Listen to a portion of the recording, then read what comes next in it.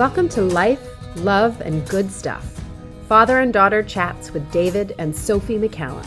Here we discuss seeing and living life through the lens of self-love, how family relationships and life experiences hinder or fuel an authentic, rewarding life. A life filled with conscious, compassionate self-love. And sometimes we just have a good chat.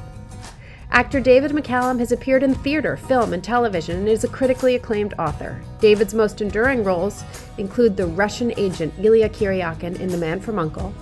and Dr. Donald Ducky Mallard on the CBS hit NCIS. Sophie Mccallum was born in New York City where she lives today. Sophie's a certified life coach but specializes in self-love coaching as the self-love peddler.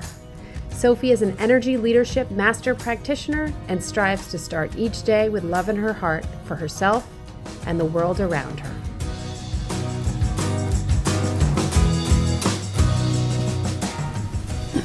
Welcome back. David, Keith? Dad just said he's feeling uninspired. Well, arguably, hopefully people have been listening to others. So now they're back and we're all together. That or they dropped off after the first one. So you're feeling uninspired today.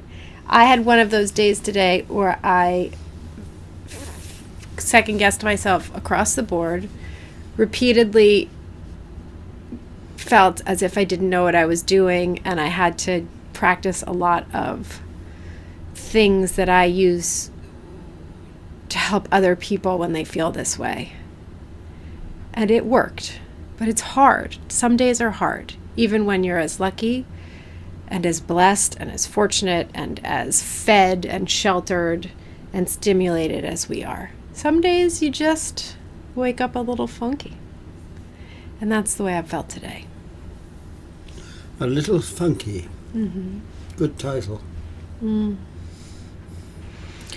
But the first thing I do when that happens, when I open my eyes and feel as if every side of the bed is the wrong side of the bed, I think about love. I know it sounds cheesy, but I do. Look at you laughing at me, but I do.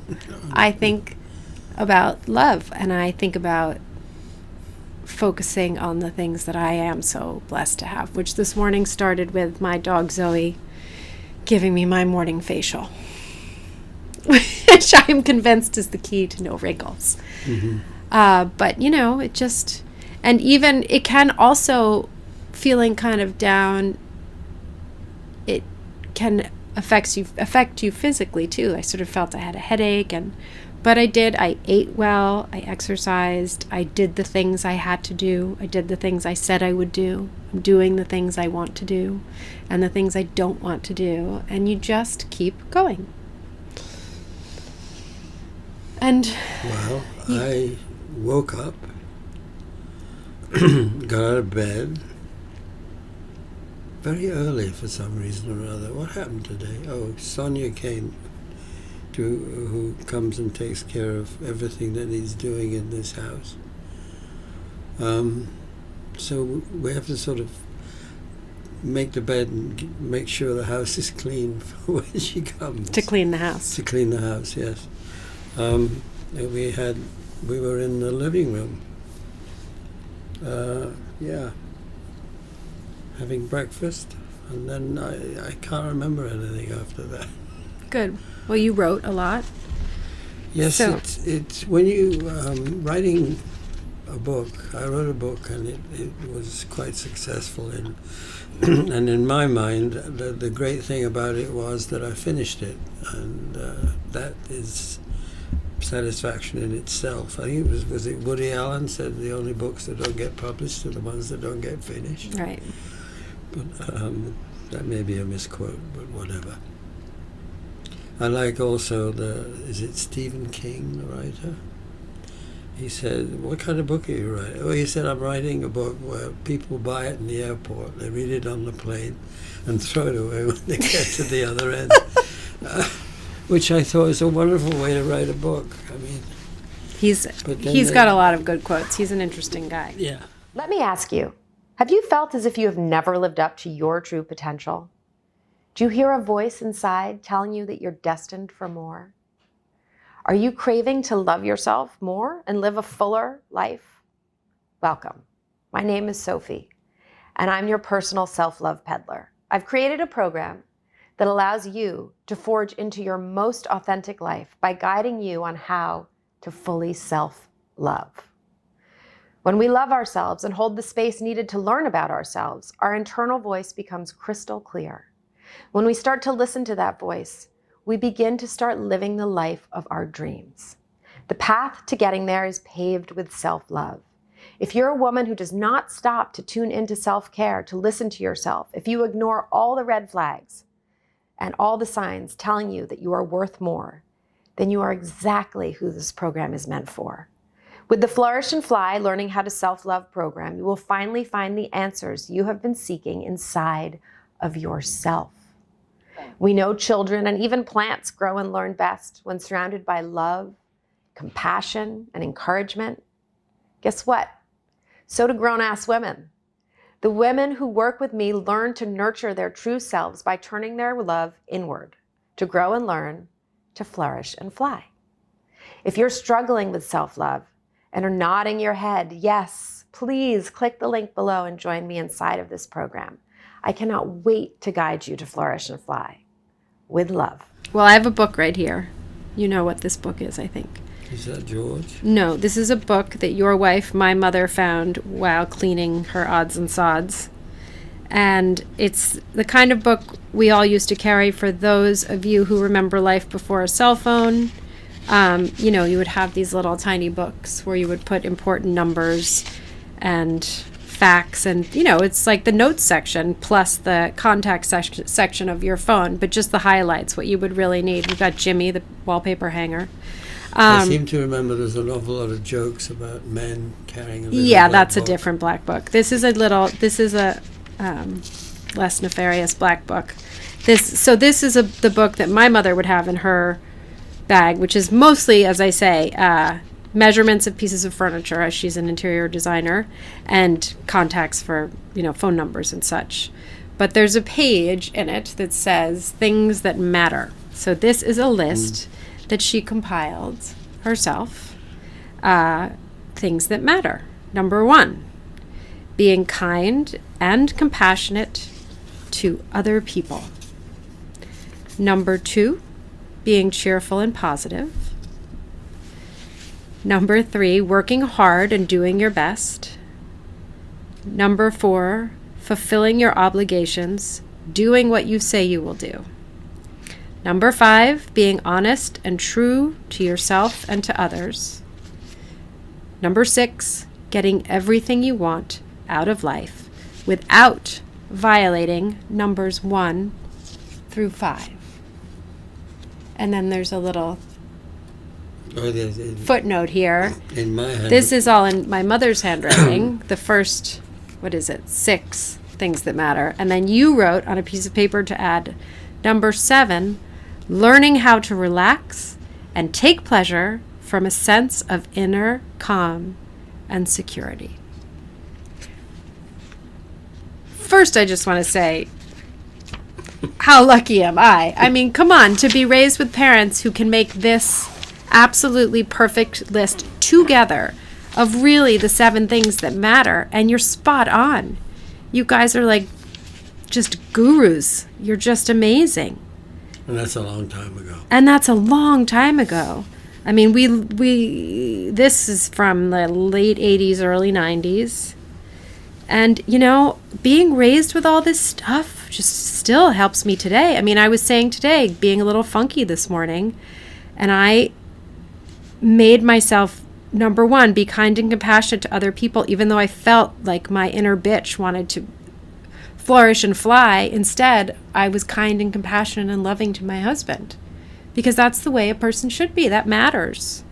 Being cheerful and positive, working hard and doing your best, fulfilling your obligations. I did the things I was supposed to do. There is another thing about being nice to people. Very often being nice to people can take up to 3 seconds, or 4 seconds, or 5 seconds. In other words, it doesn't have to be, you don't have to do some enormous thing. If you get an email and someone says blah, blah, blah, blah, blah, please let me know, you can pick up your phone and do the email in 2 seconds, say, got your email, I'll call you later. And it makes all the difference in the world to the recipient of having sent that to you. And it's little tiny things like that on a day-to-day basis, which I think is very much a part absolutely. of Absolutely. that. And the other thing that Catherine does is... That's my mother, your wife. Yes. What was I In case saying? you forgot. No, I'm telling it to them. Yeah, You were that's saying okay. No, the other thing she said, do you remember? She knows how to make the world beautiful. Yes. And I'm fortunate enough to be surrounded by beautiful flowers every day, everywhere. I try to reciprocate by, when plating food, which I do on a regular occasion, to make it like a collage, not just throwing it on the plate. And you think about the colors. I've seen you. And the colors of the plate. I mean, it's all important. When we were kids. Because life is to be enjoyed. And everybody's idea of enjoyment is different, but we are a very visual family and an artistic family. And we eat too much. We eat good stuff. But when I was younger, in the summertime in Long Island, my mother would keep a bucket of water behind the front passenger seat and gardening shears in the glove box. And I was sitting in the driver's seat. Or you weren't there. It was worse when you weren't there, because there was, when your kids are in the car, they'll just wait. So she would pull over on the side of the road, wherever we were, if she saw wildflowers she liked. And my brother and I would sit in the car. There were no cell phones or anything such as that to occupy our time. Air conditioning, I know it was in cars, but nobody used it. Like, it was never in places. If we asked you for air conditioning in the car, it would be like, are you crazy? Who do you think we are? And so there was no air conditioning. The engine was off, and we would just sit there. And then said wildflowers would come into the car, go into the bucket, and what are wildflowers covered in but bugs? So then the bugs are crawling up our legs. But long story short, we would go home, and there would always be a beautiful flower arrangement on the table with the bugs, and No, it was great. Not anymore. Oh. I found this thing, I forget what it's called. It has a blue light on the top, and it's a spinner and a sucker, and it has a thing down the bottom with glue on it. And any tiny bug gets pulled in. It's kind of horrible. I didn't know that, but I only put it next to the wildflowers. Just let them be. But yes, doing those things, being kind to other people and making things beautiful. And I think I see, Mom, I had COVID for the second time a few weeks ago, and after getting better, I went out to Long Island, and Mommy came over to my house and brought a huge flower arrangement that she had gone to Trader Joe's and bought every flower they had and just made this. I mean, it was like a wedding centerpiece. It was so beautiful. And she did not need to do any of that. But, doing things for other people and what's wonderful about what she did there is, it made her so happy to do it. She was doing what was fulfilling for her, which is on what matters, right? And it's on your thing, learning how to relax and take pleasure from a sense of inner calm and security. I mean, she's just taking pleasure from making these, doing what she loves. And then she brings it to me, and it brings me so much pleasure. And that's why I love knitting and needle pointing, because I love making things. And I just made a scarf for my friend Stacy, and I thought of her almost every stitch. I love making things for other people and doing it in a way that makes me really happy. It's a win-win. But anyway, this list is, it's priceless. Absolutely priceless. Being cheerful and positive. And that's even, when you don't feel like being cheerful and positive, which is not all the time. Possible. But working hard and doing your best. It's working hard and doing your best to do numbers 1 and 2. Like, they're all... it's a symbiotic sort of threads between all of this stuff that is so cool. Yesterday, I had 2 phone calls.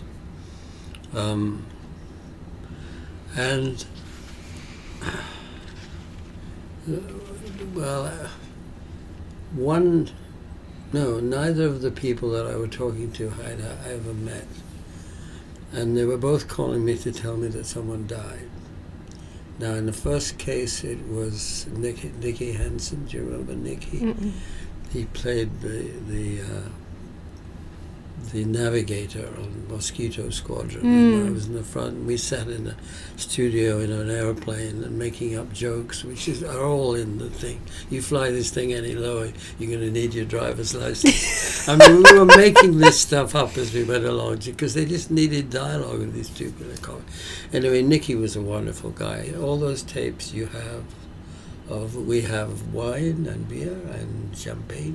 What is it? Oh, the Cadman. All the Cadman records. The Beatrix Potter, Cinderella. These were wonderful audio cassettes made by Cadman Records in the 60s. Nicky was in a lot He procured them all Nicky for Henson, us. Yeah. And is he Prince Charming?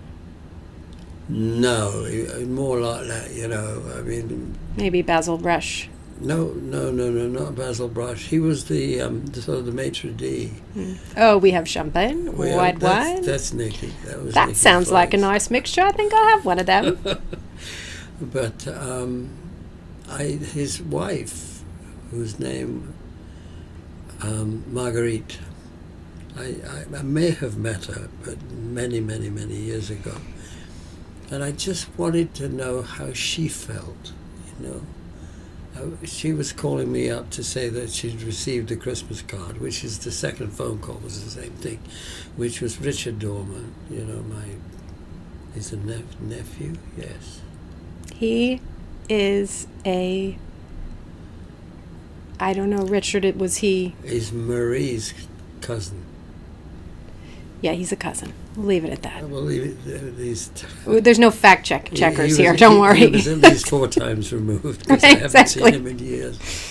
And but I talked to his wife, Amber, and it was just interesting to talk to someone that I'd never met, and I really wanted to know how she was. And she was apologizing for calling. She dug the number up from some relative somewhere, and I said, no, it's just wonderful to meet a new member of the family. Very COVID-like, just the voice, But I was so intent upon establishing a contact with someone I didn't really know, because I think it's terribly important to do that. And it's probably in the book somewhere.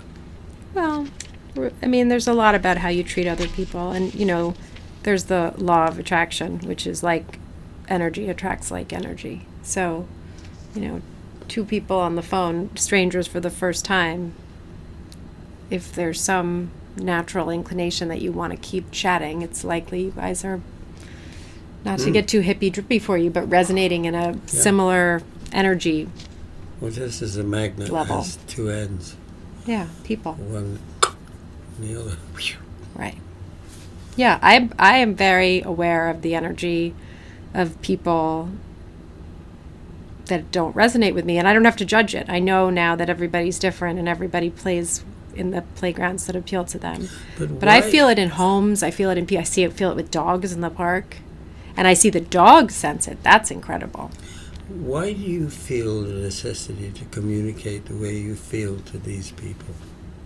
What is your motivation in all of this? It has become, I have lived a life that has been a very interestingly shaped path. It has not been a straight line. I've made some good choices. I've made some horrible choices. I have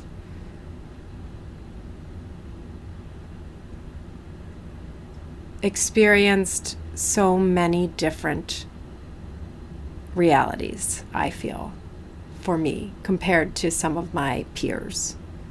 Not all of them. And a lot of it was very hard. And fortunately, I had a very difficult time off and on with drinking alcohol.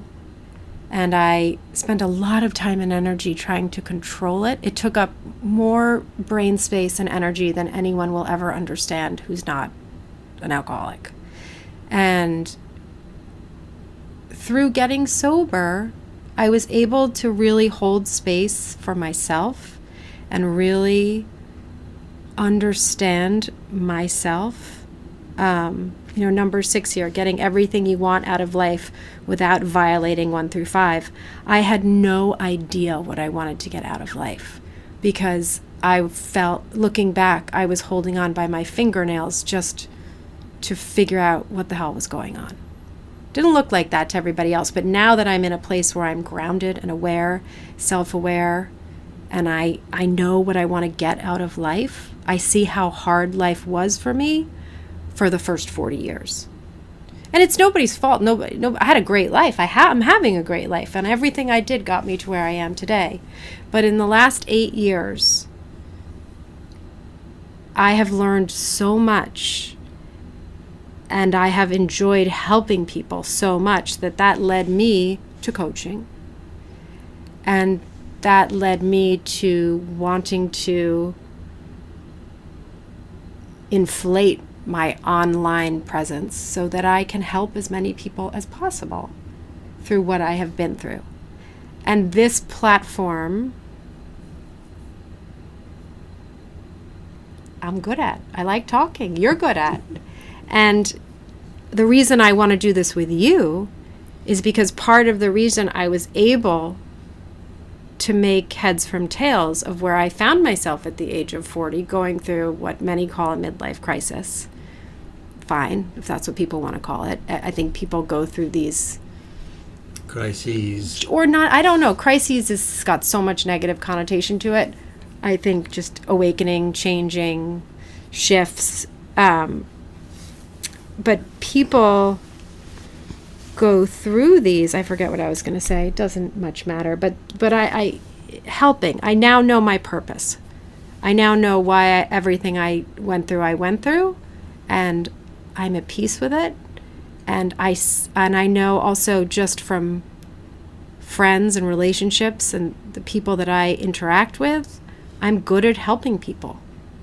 I'm good at helping people move forward and focusing on forward momentum and being honest. I also, I've never really cared too much about what people think of me. I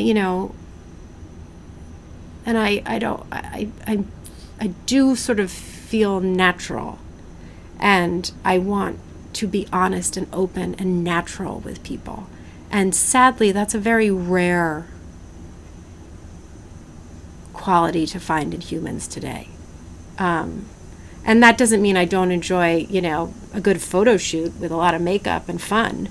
It's not about natural visually, just it's a natural resonating energy that I have that I want to share with people. That was like a sort of a long answer to your question. Does that answer your question? We can edit it, don't worry. Yeah. Why would you want to edit that? That was gold. Yeah. Does that make sense? Yes. I don't quite understand the phrase. Does that make sense? Of course it makes sense. It's coming out of your brain. I mean, it's... So learning how to relax and take pleasure from an inner sense of calm and security. Number 7. Where and how did you, or have you, let's start with that, have you found your inner sense of calm and security? Well, my life is split into two. There's my professional life, and there's my life at home with you guys and Mummy and the whole family thing. And the sense of security when it comes to work,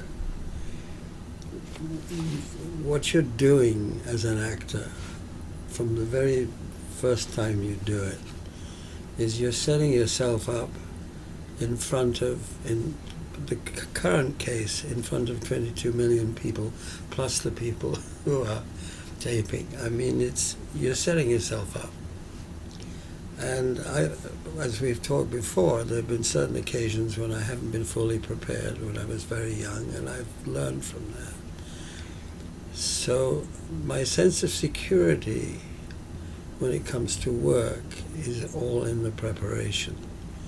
My sense of security when I cook is all in the preparation. I mean, there are certain things, but the word preparation will keep popping up in all of this. And what you're saying to me about you is you have prepared for what we're doing here by living. You can call them crises, you can call them this, you can call them that, but it's just life and living.